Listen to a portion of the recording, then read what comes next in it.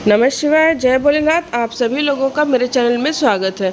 इस वीडियो में मैं हरतालिका तीज का व्रत कब रखा जाएगा और क्या इसके नियम रहेंगे, नए लोग इस व्रत को उठाएंगे कि नहीं उठाएंगे, ये सब बात करेंगे। तो फ्रेंड्स, आप वीडियो पूरी देखेंगे तभी आपको कुछ क्लियर हो पाएगा। और अगर जो वीडियो पसंद आए तो इस चैनल को सब्सक्राइब अवश्य ही करिए। तृतीया तिथि की शुरुआत 5 सितंबर में दोपहर में 12:21 से हो रही है, जो कि 6 सितंबर को दोपहर में 3:01 तक रहेगी। तो उदया तिथि के अनुसार हरतालिका तीज का व्रत 6 सितंबर दिन शुक्रवार को रखा जाएगा।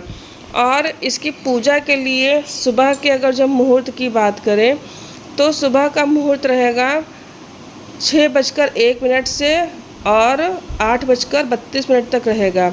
तो ये सुबह की पूजा का इसका मुहूर्त रहेगा।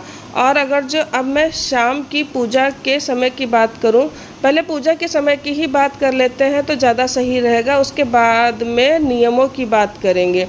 तो देखिए, चौघड़िया में अगर जो आप पूजा करना चाहते हैं तो वो 7:35 से लेकर 9:10 तक रहेगा।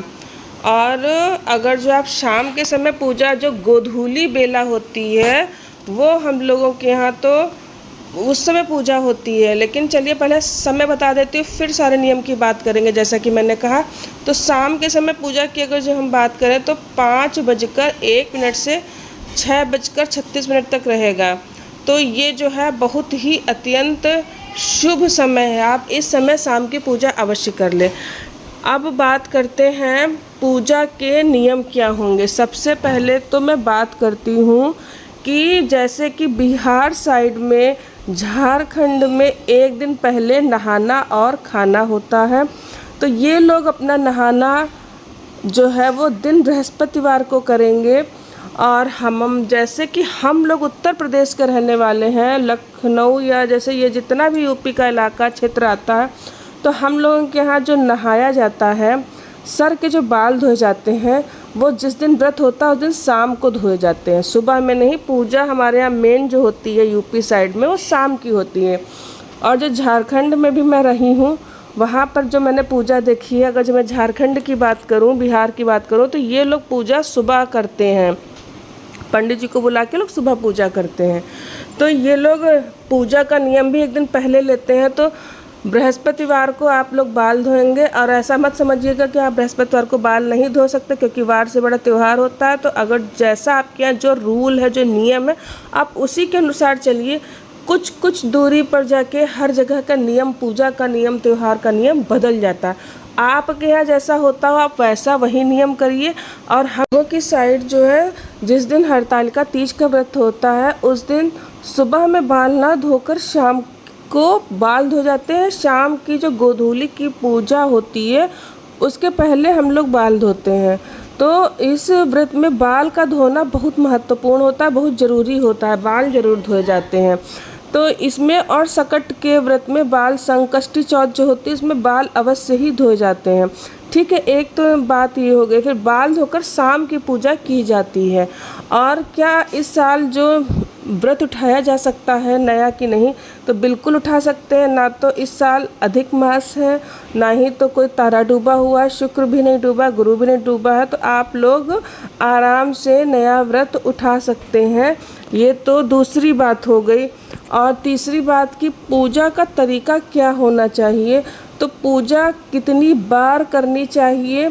तो सबसे पहले तो सुबह का जो मैंने पूजा का मुहूर्त बताया है, आप उस समय पूजा करेंगे। सुबह में एक पूजा, गोधूली बेला के समय बाल धोकर आप दूसरी पूजा करेंगे।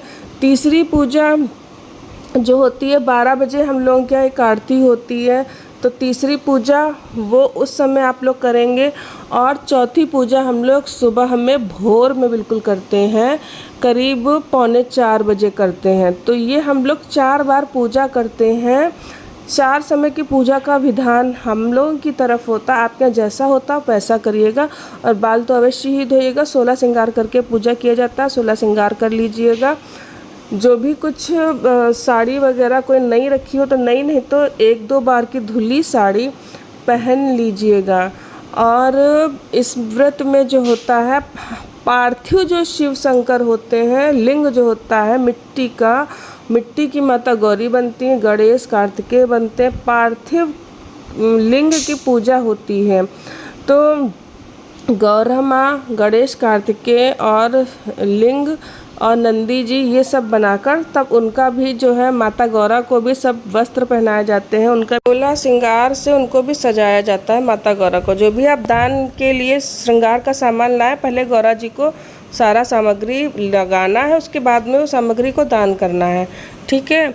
और जैसे कि आप कोई भी सुहाग का सामान लाए हैं खरीद कर अपने यूज के लिए, तो आप इस दिन माता को सब समर्पित कीजिए। कोई गोल्ड लाए हैं, कोई भी चांदी की चीज़ लाए हैं, साड़ी लाए हैं कोई फंक्शन में पहनने के लिए, या बिछिया लाए हैं या पायल लाए हैं, कुछ भी नया चीज़ रखा हुआ वो आप माता को समर्पित कर दीजिए। उसके बाद आप स्वयं के उपयोग के लिए लीजिए।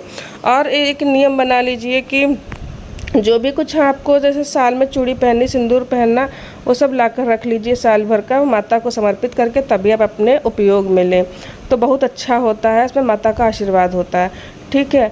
और जैसे कि मान लीजिए किसी को पीरियड आ गया इसमें हरतालिका तीज में, तो पूजा कैसे की जाएगी। तो पीरियड के लिए तो ये है कि आप व्रत तो रहेंगे, व्रत नहीं छोड़ सकते हैं आप, और आप अपनी इस पूजा को किसी से करा लीजिए, देवरानी हो गई या बहन हो गई या आपकी भाभी हो गई, तो उनसे आप पूजा करवा सकते हैं, लेकिन व्रत नहीं छोड़ा जाएगा, व्रत आप रहेंगे। अगर जो आप प्रेगनेंसी में हैं, तो अगर जो क्रिटिकल कंडीशन है तो आप व्रत जो है किसी से रखवा लीजिए, अपनी बहन से रखवा लीजिए, या आपके पति खुद भी व्रत को रख सकते हैं। पंडित लोग बताते हैं कि पति खुद भी व्रत रख सकते हैं। और अगर जितनी क्रिटिकल कंडीशन में व्रत रखने का हिम्मत आपके अंदर है, तो आप खुद भी ये व्रत रह सकते हैं, लेकिन व्रत छोड़ा नहीं जाएगा।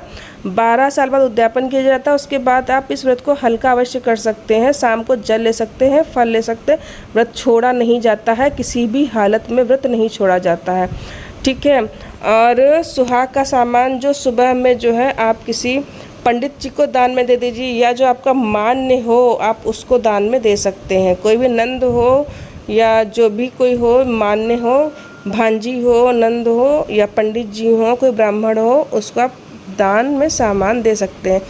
नमः शिवाय, जय भोलेनाथ। मिलती हूँ आप लोगों से मैं नेक्स्ट वीडियो में।